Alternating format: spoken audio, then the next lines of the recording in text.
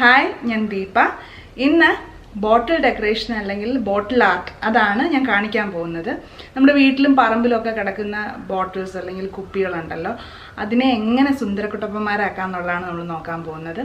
നമ്മുടെ കയ്യിൽ ഉള്ള സാധനങ്ങളൊക്കെ വെച്ച് തന്നെ നമ്മുടെ ക്രിയേറ്റിവിറ്റി യൂസ് ചെയ്തിട്ട് നമുക്ക് ചെയ്യാം. ഇപ്പം നമ്മൾ യൂട്യൂബിലും ഒക്കെ നോക്കുമ്പോഴത്തേക്കും ഇഷ്ടംപോലെ വീഡിയോസിൽ ബോട്ടിൽ ആർട്ട് കാണിക്കുന്നുണ്ട്.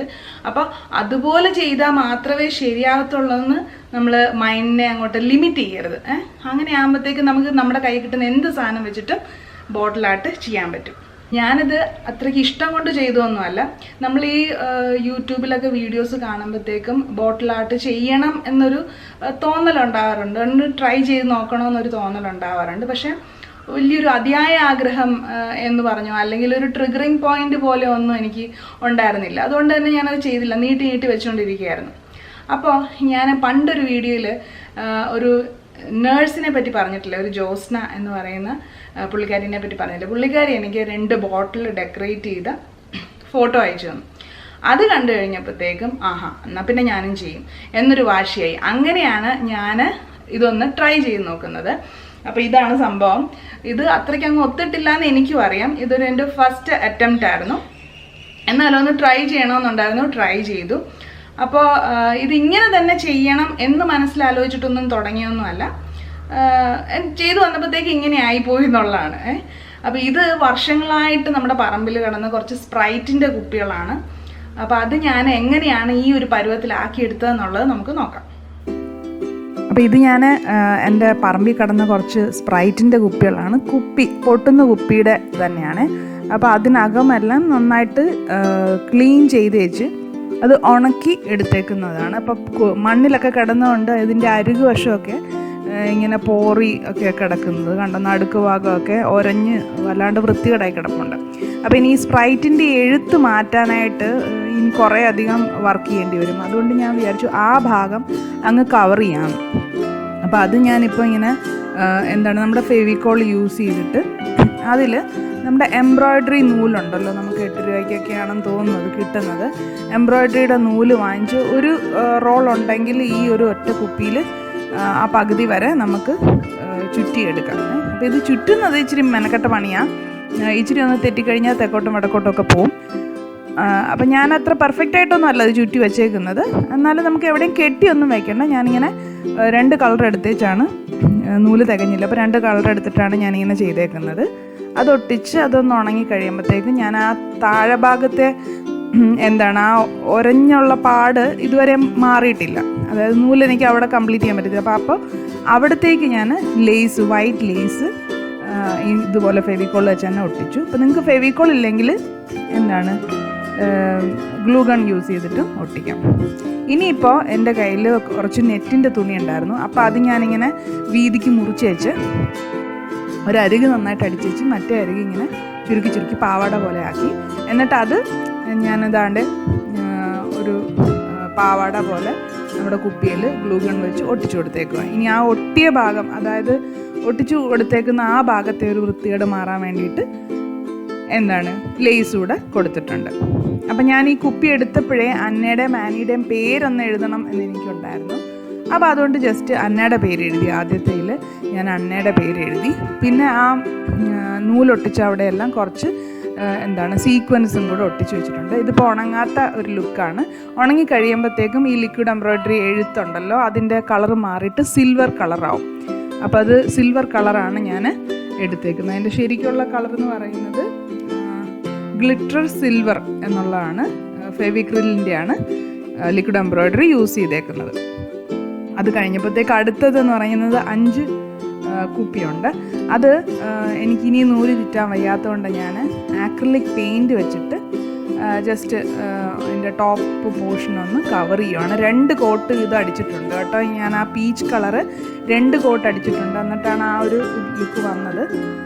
അതിനുശേഷം പിന്നെ താഴെയും അതിൻ്റെ താഴെയൊക്കെ ആയിട്ട് ബ്ലാക്കും റെഡ് കളറിലും ഒക്കെ വരകൾ കൊടുത്തിട്ടുണ്ട്. നിങ്ങൾക്ക് ഇതേ രീതി ചെയ്യണമെന്നൊന്നുമില്ല കേട്ടോ. ഇത് പെർഫെക്റ്റ് ആണെന്നൊന്നും പറയത്തില്ല. ഞാൻ ജസ്റ്റ് എനിക്ക് ചെയ്യണം എന്നുള്ളത് കൊണ്ട് ഞാൻ ചെയ്തെന്നേ ഉള്ളൂ.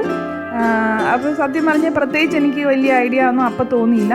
അപ്പോൾ ഇതെങ്ങനെയെങ്കിലും എനിക്കൊന്ന് കംപ്ലീറ്റ് ചെയ്ത് തീർക്കണമെന്ന് മാത്രമേ ഉണ്ടായിരുന്നുള്ളൂ. അപ്പോൾ ശരിക്കും പറഞ്ഞാൽ മുത്തൊക്കെ ഒട്ടിക്കണമെന്നുണ്ടായിരുന്നു.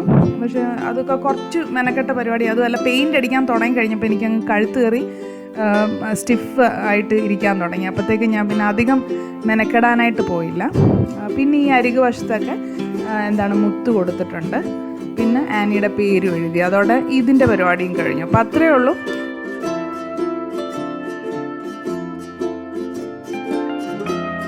അതിനുശേഷം ഞാൻ ഈ വാങ്ങിച്ചേക്കുന്നത് ഒരു ലൈറ്റാണ്, നമ്മുടെ സ്ട്രിങ് ലൈറ്റ് എന്ന് പറഞ്ഞിട്ട്. അതിപ്പം ആമസോണിൽ നിന്ന് വാങ്ങിച്ചതാണ്, ഏതാണ്ട് 300 രൂപ അടുപ്പിച്ചാണ്.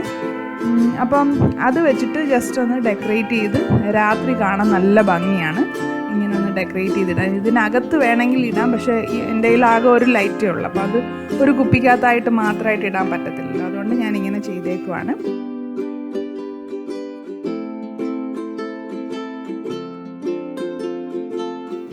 അപ്പോൾ അതാണ് ഞാൻ ചെയ്ത ബോട്ടിൽ ആർട്ട് എന്ന് പറയുന്ന സംഭവം. നിങ്ങൾക്ക് ഇതിന്ന് വേറെ വേറെ ഐഡിയാസ് ഉണ്ടെങ്കിൽ അതുപോലെ ചെയ്യാൻ ശ്രമിക്കാം. അപ്പോൾ ബോട്ടിൽ ആർട്ട് എങ്ങനെ ചെയ്യണമെന്നുള്ളത് മനസ്സിലായി കാണുമല്ലോ. അപ്പോൾ നമ്മുടെ മൈൻഡിൻ്റെ ഒരു ക്രിയേറ്റിവിറ്റി യൂസ് ചെയ്തിട്ട് നമുക്ക് എന്ത് വേണമെങ്കിലും, എന്തുകൊണ്ട് വേണമെങ്കിലും, എന്തി വേണമെങ്കിലും ആർട്ട് ചെയ്യാം. ബോട്ടിൽ ആർട്ടൊന്നും തന്നെ ലിമിറ്റ് ചെയ്യണമെന്നില്ല.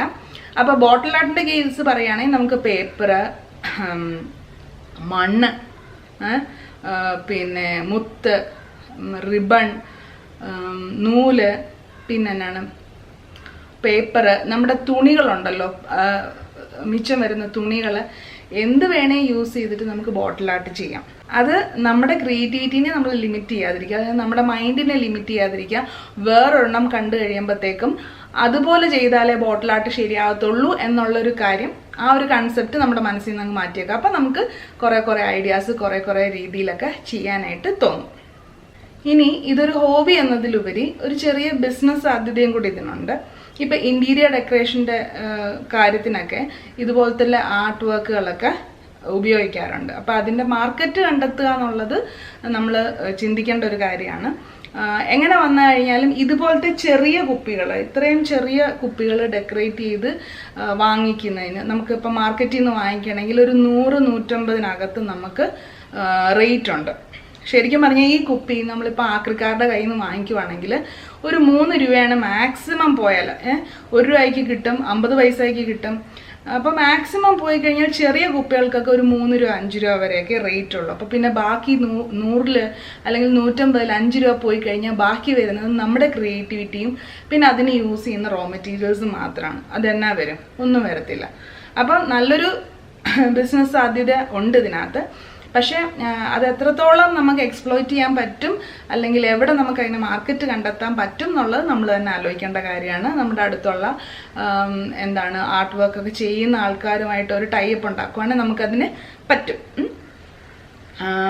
അപ്പോൾ ഇതൊന്നും ഇല്ലെങ്കിൽ നമുക്കിത് ഫ്രണ്ട്സ് ആൻഡ് ഫാമിലിക്ക് ഗിഫ്റ്റ് ചെയ്യാനായിട്ട് യൂസ് ചെയ്യാം. അതായത് ഒരു 500 രൂപയുടെ വില വരുന്ന രീതിയിൽ നമുക്ക് ഒരു ബിയർ കുപ്പീനെ മാറ്റിയെടുക്കാം. അപ്പോൾ അത്രയാണ് ബോട്ടിൽ ആർട്ടിനെ പറ്റി പറയാനുണ്ടായിരുന്നത്. വീഡിയോ നിങ്ങൾക്ക് ഇഷ്ടപ്പെട്ടെന്ന് വിചാരിക്കുന്നു. വീഡിയോ ഇഷ്ടപ്പെട്ടെങ്കിൽ എന്താ ചെയ്യേണ്ടത്? ലൈക്ക് ചെയ്യണം, ഷെയർ ചെയ്യണം, കമൻറ്റ് ചെയ്യണം. ഇനി ആദ്യമായിട്ടാണ് എൻ്റെ വീഡിയോ കാണുന്നതെങ്കിൽ സബ്സ്ക്രൈബ് ചെയ്യാം.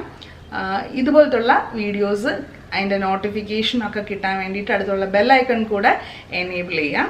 അപ്പോൾ മറ്റൊരു വീഡിയോയിൽ നമുക്ക് ഒന്ന് തന്നെ കാണാം.